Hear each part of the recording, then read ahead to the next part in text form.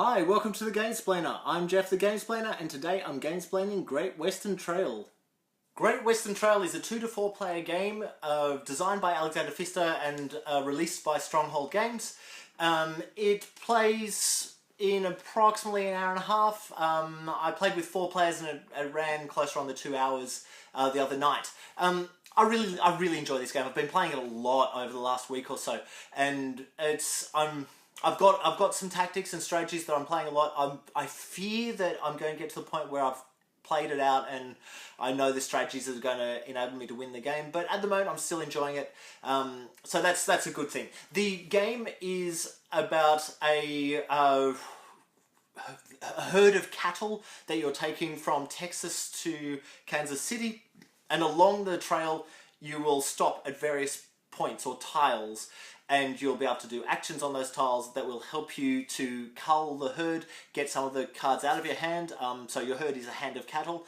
You get to cull the herd, so take some out, and then you replace them with the hopes of getting the most value out of that hand of cattle by the time you get up to Kansas City and put them onto a train. This game is the epitome of Euro point salad games. There are so many different spots that you're going to be able to gain points.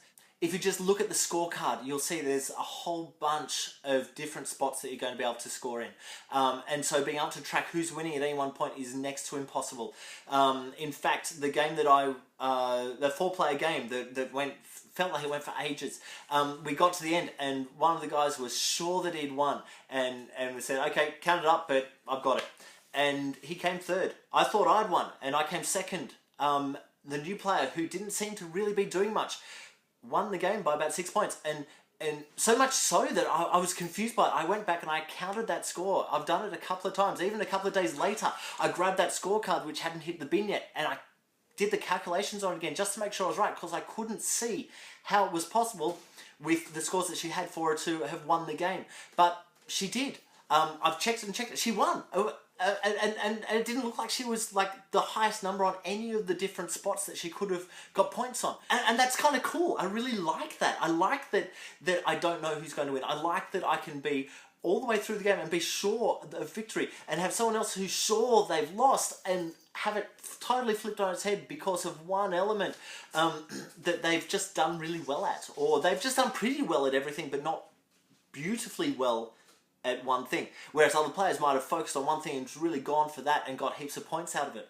The other thing I like about this, you will get points for sending your cattle up, so you get a certain value off the cards. It might be 5, 6 or 7 usually in your first hand. That gives you money for that point value that you've got. It also tells you which city along this train line you're able to send your herd to. And you place a marker there. When you place your marker, it's got that mechanism of, I take something off my player board, which will open up something new on my player board to be able to mark something. I like that. It's a really cool mechanism, and it seems to be starting to appear in a lot of games. So I encourage that. I like it. But when you place your marker up on this top line along the train line, you're going to pay if your train hasn't made it up to the city you've delivered to firstly, so you're really trying to get your train along as far as possible. But that actually does nothing unless you put a marker on the city right next to it, and then there's little arrows pointing to both cities, and if you get both cities with your markers, you get a bonus. Now, right on the top end of those cities, the ones that are really hard to get to, that's points at the end of the game.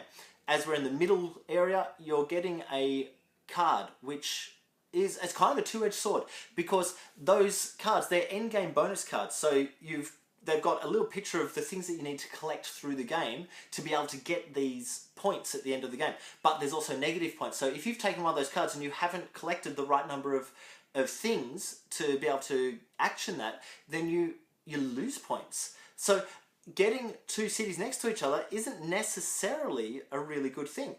There's quite often something to be said for just kind of getting one of the early cities, skip one, get one, skip one. If you're able to do that, you might actually do better. But if you're able to fill bonus cards, then getting the cities in between is going to help you, because you're going to get some uber points out of it. And I think what I've noticed is that people who've played it a few times, they start getting scared of those bonus cards because they've been bitten by them too many times.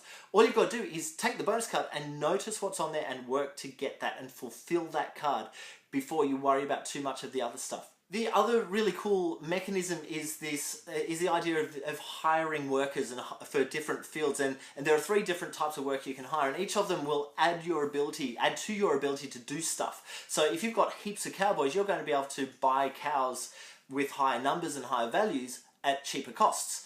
If you've got heaps of these things called craftsmen, you're going to be able to build buildings that are worth way more points than people who don't have too many craftsmen.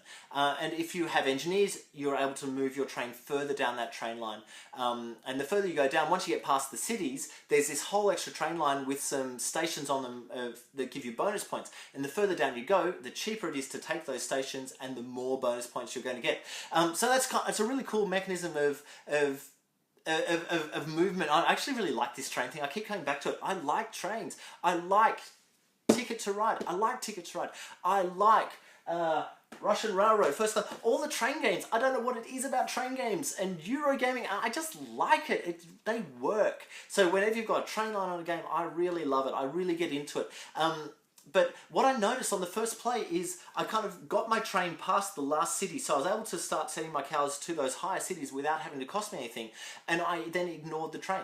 And I thought, oh, what's the purpose of the train? But these stations, if you actually keep travelling down, you can get a heap of points by claiming those stations. And I think that's a really well thought through mechanism, and I like that that's in there. The rulebook on Great Western Trail is easy to read. I think a couple of weeks ago I was having a go at Stronghold Games because of Terraforming Mars and just the difficulty of actually reading that rulebook. This is an easy to read rulebook. Yes, some of the things, if you're searching for a rule in the middle of the game, some of the things are a little bit hard to find, but that's usually going to be the case with a lot of games and a lot of rulebooks, because the thing that you're looking for is probably something that's really obscure, because usually we remember the easy to remember stuff, and so finding the obscure stuff is always a little bit tricky to find, but it's set out in such a way that makes sense. So as you're reading the rulebook for the first time, you have no experience of the game, you can understand the way to play the game. In fact, the way the rulebook is written out is the way I started gamesplaying this game. It's a flow of consciousness, and I had to actually stop because I couldn't find a spot to break it into 2 videos. So instead, what I've done is I've got rid of that. This is one of the few videos that I've done a retake of, that I've done a second time through. So the first video is explaining the basic mechanism of the game. The second video is explaining the iconography. And that's I think it's how to do it with a small, real quick thing, because when you start explaining iconography to people around the table, they switch off within about 3 or 4 spots of going, this is what this means, this is what this means, this is what this means. They've usually switched off. So the best thing you can do is give a brief overview of iconography. So a picture of the card with a red arrow means you're taking that card and sending it to the discard pile. Picture of a coin with a number on it means you're getting those coins. If there's a negative sign, you're paying those coins. That's the basics. Over and above that, there's a whole bunch of other stuff on there. But if you start getting into that, people have switched off. They just want to get playing. So get them playing with that, and then as they're looking at the next spot, then you can explain, this is what it does. You're going to have to explain what tiles do a number of times. Don't get frustrated at that. Just, this is what it is. Remember, this is this one. And that's okay. It's part and parcel with playing this style of game that has heaps of icons when you place. Well, it's kind of worker placement, but not really worker placement. Yeah, you're following a trail, so you've only got these few choices, and you're not stopping other people from being able to use the tiles if you're already on there. So anyway, that's Great Western Trail in a nutshell. Go on and watch the videos. Let me know what you think. Comment below to give me any suggestions or thoughts, or if there's something that I'm doing that you don't like. You're allowed to say, it's okay, I'm a big boy, I can handle it. If there's something that I'm doing that you do like, then please say that as well, because I like positive reinforcement.